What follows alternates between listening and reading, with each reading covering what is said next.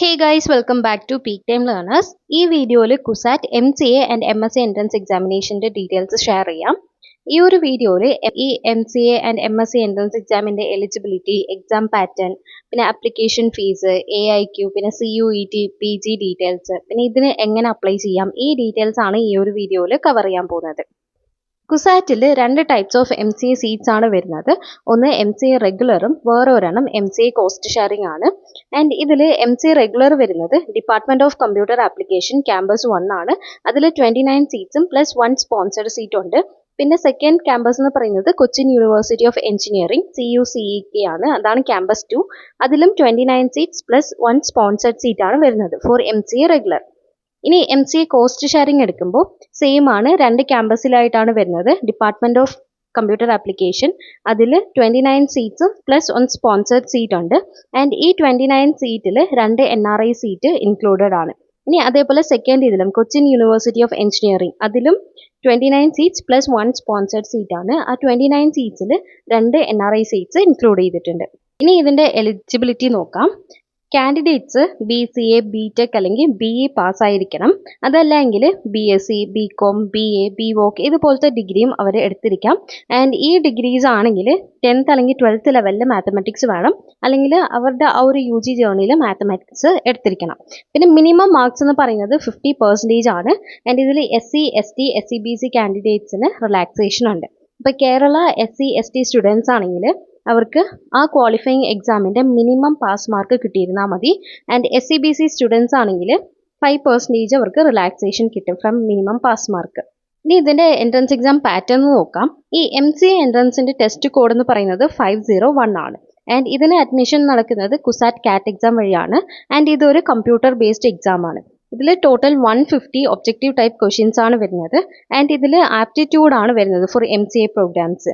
ഈ 150 ക്വസ്റ്റ്യൻസിൽ 50% മാത്തമാറ്റിക്സ് ആയിരിക്കും. മാത്സിൽ എഞ്ചിനീയറിംഗ് മാത്സ് പിന്നെ BSc ലെവലൊക്കെ ആയിരിക്കും. ഇനി ലോജിക്കൽ റീസണിംഗ് ആണ് അടുത്ത 50% വരുന്നത്. ലോജിക്കൽ റീസണിങ്ങിൽ pictures, figures, word patterns, number sequence, set theory, logic decoding, ഈ ഒരു ടോപ്പിക് ബേസ്ഡ് ആയിരിക്കും ക്വസ്റ്റ്യൻസ് എല്ലാം വരുന്നത്. ആൻഡ് ഇതിൽ നെഗറ്റീവ് മാർക്സ് ഉണ്ട്. ഓരോ കറക്റ്റ് ആൻസറിന് നമുക്ക് 4 മാർക്ക് കിട്ടും. റോങ് ആൻസർ ആണെങ്കിൽ 1 മാർക്ക് അവിടെ നെഗറ്റീവായിട്ട് പോകും. -1 ആണ് റോങ് ആൻസറിൻ്റെ മാർക്ക്. ആൻഡ് ഇതിൻ്റെ റാങ്ക് ലിസ്റ്റ് വരുന്നത് നമ്മളുടെ എൻട്രൻസ് സ്കോർ ബേസ്ഡ് ആയിരിക്കും. ഇനി ഇവിടെ 2 ഇയേഴ്സിൻ്റെ MCA മാത്രമല്ലാതെ 5 ഇയറിൻ്റെ ഇൻ്റഗ്രേറ്റഡ് MCAയും കൂടി പ്രൊവൈഡ് ചെയ്യുന്നുണ്ട്.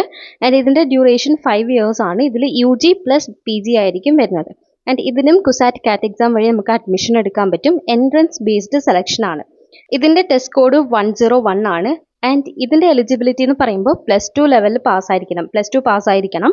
ആൻഡ് മാത്തമാറ്റിക്സ് നമുക്കൊരു സബ്ജക്റ്റ് ആയിരിക്കണം. ആൻഡ് മിനിമം മാർക്ക് നമ്മൾ എവിടെയാണോ പഠിച്ചത് അതിൻ്റെ മിനിമം പാസ് മാർക്ക് എടുത്തിരിക്കണം. ഈ 5 ഇയർ ഇൻ്റഗ്രേറ്റഡ് MCAയിൽ ടോട്ടൽ 255 ക്വസ്റ്റ്യൻസ് ആയിരിക്കും വരുന്നത്. ഡ്യൂറേഷൻ എന്ന് പറയുന്നത് 3 hours ആണ്. 255 ഒബ്ജക്റ്റീവ് ടൈപ്പ് ക്വസ്റ്റ്യൻസ് ആയിരിക്കും. ഈ 255ൽ 90 ക്വസ്റ്റ്യൻസ് എന്ന് പറയുന്നത് മാത്തമാറ്റിക്സിലും 75% ഫിസിക്സും 60% കെമിസ്ട്രി ക്വസ്റ്റ്യൻസും ആയിരിക്കും. ഈ എൻട്രൻസ് എക്സാമിൽ MCA മാത്രമല്ലാതെ നമുക്ക് വേറെ കുറേ MSc, MBA ഇതിലൊക്കെ അഡ്മിഷൻസ് എടുക്കാൻ പറ്റും.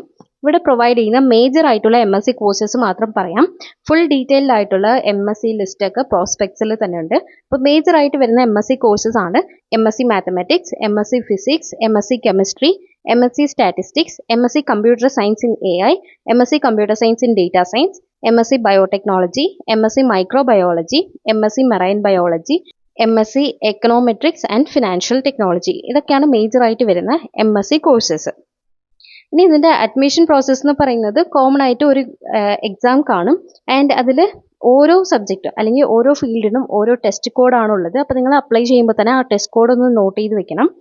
ആൻഡ് റാങ്കിങ് നമ്മൾ എൻട്രൻസിൻ്റെ സ്കോർ ബേസ്ഡ് ആയിരിക്കും. പിന്നെ നമ്മളുടെ സ്കോഴ്സിൽ ടൈ വരുവാണെങ്കിൽ അവിടെ ടൈ ബ്രേക്ക് ചെയ്യുന്ന ക്രൈറ്റീരിയാസ് ഒക്കെ ഉണ്ട്. അത് വെച്ചിട്ടായിരിക്കും നമ്മളുടെ റാങ്ക് ലിസ്റ്റ് പബ്ലിഷ് ആവുന്നത്. ഇനി ഇതിൻ്റെ രജിസ്ട്രേഷൻ ഫീസ് നോക്കാം.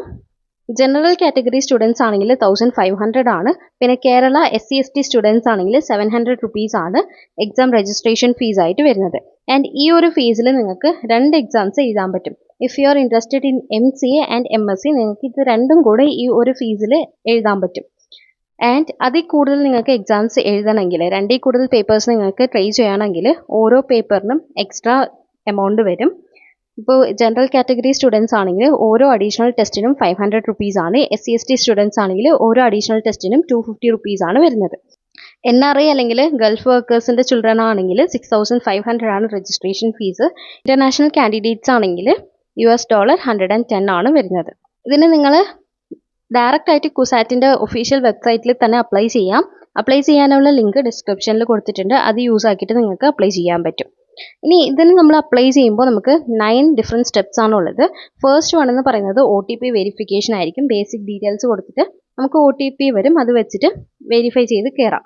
സെക്കൻഡ് വൺ എന്ന് പറയുന്നത് ഇമെയിൽ ആക്ടിവേഷൻ ആണ്. ഇമെയിൽ ആക്ടിവേഷൻ ചെയ്ത് കഴിഞ്ഞിട്ട് നമുക്ക് ലോഗിൻ ചെയ്യാൻ പറ്റും. ലോഗിൻ ചെയ്തിട്ട് പേഴ്സണൽ ഡീറ്റെയിൽസ് ഒക്കെ ഫില്ല് ചെയ്യാം. പിന്നെ ഫോട്ടോ, സിഗ്നേച്ചർ അപ്ലോഡ് ചെയ്യാം. അത് കഴിഞ്ഞിട്ട് നമ്മളുടെ പ്രോഗ്രാമും ടെസ്റ്റ് കോഡും സെലക്ട് ചെയ്ത് കൊടുക്കണം. ആൻഡ് അത് സെലക്ട് ചെയ്തിട്ട് അപ്ലിക്കേഷൻ പ്രിവ്യൂ കൊടുക്കുക. അത് കഴിഞ്ഞിട്ടാണ് ഫീ പേയ്മെൻറ്റ് വരുന്നത്. ഫീസും പേ ചെയ്താൽ നമുക്ക് എക്സാം സെൻറ്റേഴ്സ് സെലക്ട് ചെയ്യാൻ പറ്റും.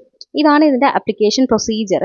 ഇതെങ്ങനെ ചെയ്യണം എന്നുള്ള വീഡിയോ കുസാറ്റിൻ്റെ ഒഫീഷ്യൽ സൈറ്റിൽ തന്നെ ഉണ്ട്. അത് നിങ്ങൾക്ക് റെഫർ ചെയ്യാം. ഇതിൻ്റെ ആപ്ലിക്കേഷൻ ഇപ്പോൾ സ്റ്റാർട്ടായി. ലാസ്റ്റ് ഡേറ്റ് എന്ന് പറയുന്നത് March 5 ആണ്. അപ്പോൾ അതിന് മുന്നേ നിങ്ങൾക്ക് അപ്ലൈ ചെയ്യാൻ പറ്റും. ഇതിൽ എന്തെങ്കിലും ഡൗട്ട്സ് ഉണ്ടെങ്കിൽ കമൻറ്റ് സെക്ഷനിൽ ചോദിക്കാം. താങ്ക്